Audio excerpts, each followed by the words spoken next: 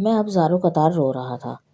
بڑبڑاتے ہوئے بولا، میں مولا علی کی قسم کھاتا ہوں کہ میرے پاس سومرو کی اشرفیاں نہیں ہیں۔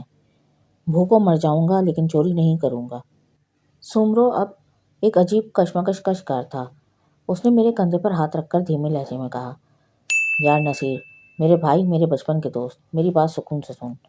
جب یہ سب جو تیرے بھی یار بیلی ہیں تلاشی دے رہے ہیں تو تو بھی دے دے۔ 2 منٹ کی بات ہے، معاملہ ختم ہو جائے گا۔ میں نے کندھے پر پڑے رومال سے آنکھیں پوچھتے ہوئے کہا، یار تو بھی یہ کہہ رہا ہے؟ میں تلاشی دے رہا ہوں، مگر پہلے ان سب کو جانے دے۔ میں اکیلے میں اندر کمرے میں تلاشی دوں گا۔ آفتاب نے کہا، ٹھیک ہے، تیری یہ شرط ہے تو ہم سب جا رہے ہیں۔ سومرو، دروازے کی کنڈی لگا لے، اللہ سائی نے چاہا تو تیری اشرفیاں مل جائیں گی۔ ان کے جانے کے بعد سومرو نے دروازے کی کنڈی لگا دی اور ہم ایک کمرے میں آ گئے۔ میں نے اپنی قمیض اتار کر ایک کرسی پر ڈال دی۔ لے سومرو، اطمینان سے پوری تلاشی لے لے۔ میرے مقدر میں بے عزتی لکھی تھی سو وہ تو ہونی ہی ہے۔ سومرو نے آگے بڑھ کر ایک جیب میں ہاتھ ڈالا اور وہاں سے بیڑی کا بنڈل اور ماچس نکال کر میز پر ڈال دی۔ دوسری جیب میں اخبار میں کوئی چیز لپٹی ہوئی تھی۔ سومرو نے اخبار کھول کر میز پر پھیلا دیا تو جیسے سکتے میں آ گیا۔ اس میں ایک پراٹھا اور 2 کباب تھے۔ میں ایک کرسی پر ڈھہ سا گیا۔ تو یار یہ تھی میری عزت۔ مجھ سے نوالے حلق سے نہیں اتر رہے تھے۔ میرے سامنے کھانا رکھا تھا اور وہاں گھر پر میری بیوی مہرو صبح سے بھوکی بیٹھی تھی۔ یہ روٹی تیری بھابھی کے لیے جیب میں ڈال۔ اب رونے کی باری اس کی تھی۔ اس نے روتے ہوئے اپنا سر میرے قدموں میں ڈال دیا۔ میں نے جلدی سے اٹھ کر اس کو گلے سے لگایا۔ یہ کیا کر رہا ہے میرے یار؟ مجھے گناہگار مت کر۔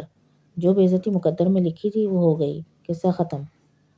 سومرو نے کہا، نہیں نصیر، تو اپنی جوتی میرے سر پر مار، میں اسی قابل ہوں۔ تیری بہت بے عزتی ہوئی ہے۔ اللہ سائیں مجھے معاف کرے، تو بھی مجھے معاف کر دے۔ اسی اثنا میں بجلی آ گئی۔ ساتھ ہی سومرو کی بڑی بیٹی کی آواز آئی، بابا سائیں بجلی آ گئی ہے، میں جنریٹر بند کر رہی ہوں۔ جنریٹر کی کھوں بند ہو گئی، لیکن ساتھ ہی بیٹی کی آواز آئی، بابا سائیں، مجھے جنریٹر کے پاس 2 سونے کے سکے ملے ہیں، بہت چمکدار ہیں۔ بیٹی نے کمرے کا دروازہ کھٹکھٹایا۔ سومرو نے دروازہ کھول کر سکے لے کر دروازہ پھر سے بند کر دیا۔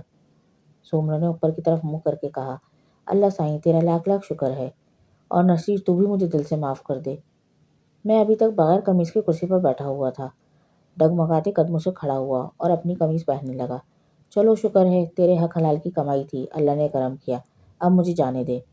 تو ابھی کہیں نہیں جائے گا میرے یار؟ کھانا شروع ہونے سے پہلے ہی بھابھی کے لیے کھانا میں نے بھجوا دیا تھا۔ مجھ سے بڑی غلطی ہوئی کہ میں نے تجھے پہلے نہیں بتایا۔ اچھا یار، تیرا بہت بہت شکریہ، اب مجھے جانے کی اجازت دے دے، میں نے اسے گلے لگاتے ہوئے کہا۔ سومرو نے کہا، نہیں ابھی نہیں، پہلے میری پوری بات سن لے۔ اچھا چل جا، بھابھی مہرو تیرا انتظار کر رہی ہوں گی، کل صبح میں تیرے گھر آؤں گا۔ دوسرے دن صبح جب میں کام پر جانے کے لیے نکلنے والا تھا کہ سومرو آ گیا۔ میرے ساتھ مہرو بھی کھڑی تھی۔ اس نے مہرو کو دیکھ کر کہا، ادی مہرو کیسی ہو، رات کا کھانا پسند آیا؟ آدھا سومرو، کھانا بہت اچھا تھا اور بہت تھا، ہم نے صبح ناشتے میں بھی وہی کھایا اور ابھی بہت بچا ہوا ہے، اللہ سائیں تمہیں خوش رکھے۔ سومرو نے میرا بازو پکڑ کر کہا، تم کہاں چل دیے؟ یہ رنگ کا ڈبہ یہیں رکھ دو اور میرے ساتھ چلو۔ او بھائی، مجھے کہاں لے جا رہا ہے؟ مجھے دہاڑی پر جانا ہے۔ یار چل تو صحیح، میں راستے میں پوری بات بتا دوں گا۔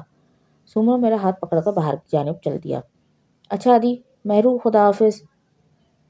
راستے میں سومرو نے کہا، یار دیکھ میری بات غور سے سن۔ میں نے دبئی میں بہت کوشش کی کہ اپنے پرانے یار دوستوں کو بھی وہاں بلوا لوں، مگر بات نہیں بنی۔ اصل میں فلپائنی اور ساؤتھ انڈیا کے لوگ بہت کم پیسوں میں کام پکڑ لیتے ہیں۔ کل صبح بخشو نے مجھے بتایا کہ وہ اپنا کیبن بیچنا چاہ رہا ہے۔ اس نے مین مارکیٹ میں ایک بڑی دکان لے لی ہے۔ وہ اس کے 10,000 مانگ رہا تھا۔ میں نے 8,000 میں سودا ڈن کر لیا ہے۔ اس کیبن میں اب تم بیٹھو گے، کیا سمجھے؟ بخشو ہمیں دکان کے سامنے ٹہلتا ہوا مل گیا۔ اس نے ہمیں دیکھ کر کہا، آؤ میرے یارو، یہ لو صبح ہی صبح دودھ کی ٹھنڈی ٹھار بوتلیں پیو۔ میں روزانہ صبح 10-11 بجے دکان کھولتا ہوں، آج تم لوگوں کی وجہ سے اتنے سویرے آ گیا۔ میں نے اسٹاک کی پوری لسٹ بنا لی ہے۔ سگریٹ پان کے علاوہ بوتلوں کے 2 کریٹ ہیں، آئس باکس برف سے بھرا ہوا ہے۔ یہ پکڑو لسٹ، تالے اور چابیاں۔ مجھے اجازت دو، مجھے مین مارکیٹ جانا ہے، اور ہاں بھائی نصیر، جب بھی میری ضرورت ہو مجھے بلا لینا۔ اب میں چلا۔ جب بخشو چلا گیا تو ہم دونوں خاموشی سے ایک دوسرے کو دیکھتے رہے۔ میری آنکھوں میں آنسو تیرنے لگے۔ میں نے گلوگیر آواز میں کہا، یار سومرو، تو یہ تو بتا، یہ اتنا بڑا قرضہ میں اتاروں گا کیسے؟ دیکھ بھائی نصیر، تو اسے قرض ہنسنا سمجھ لے۔ میں تو دبئی واپس چلا جاؤں گا، یہ پیسہ یہیں بینک میں پڑا رہے گا، لیکن اب تیری آمدنی کا ایک ذریعہ بن گیا ہے تو بھی ہمیں نہیں بھولے گا۔ جو تیری گنجائش ہو روزانہ میرے گھر بھجوا دینا، میرے گھر کا خرچ چلتا رہے گا اور تیری پریشانیاں بھی دور ہوتی رہیں گی۔ اب بسم اللہ پڑھ کر اپنی گدی سنبھال۔ ہاں ایک بات یاد رکھنا، دکان پر جو گاہک آتے ہیں اسے اللہ سائیں بھیجتا ہے، ان سے کبھی جھگڑا مت کرنا، غلط بھی کہیں تو سر جھکا کر سن لینا۔ اب مجھے اجازت دو۔ میں نے جذبات سے مغلوب ہو کر اسے گلے لگا لیا، دیر تک اسے پکڑے رہا، میرا بدن لرز رہا تھا۔ سومرو نے آہستہ سے مجھے الگ کیا، اس کی آنکھیں بھی جلملا رہی تھیں۔ وہ آنسو پوچھتا ہوا گھر کی طرف چل دیا۔ میں نے آسمان کو تکتے ہوئے ہاتھ پھیلا دیے۔ یا اللہ، میرے دوست کی حفاظت کرنا، اس کے رزق میں اضافہ کر اور اسے اولاد نرینہ عطا فرما، آمین۔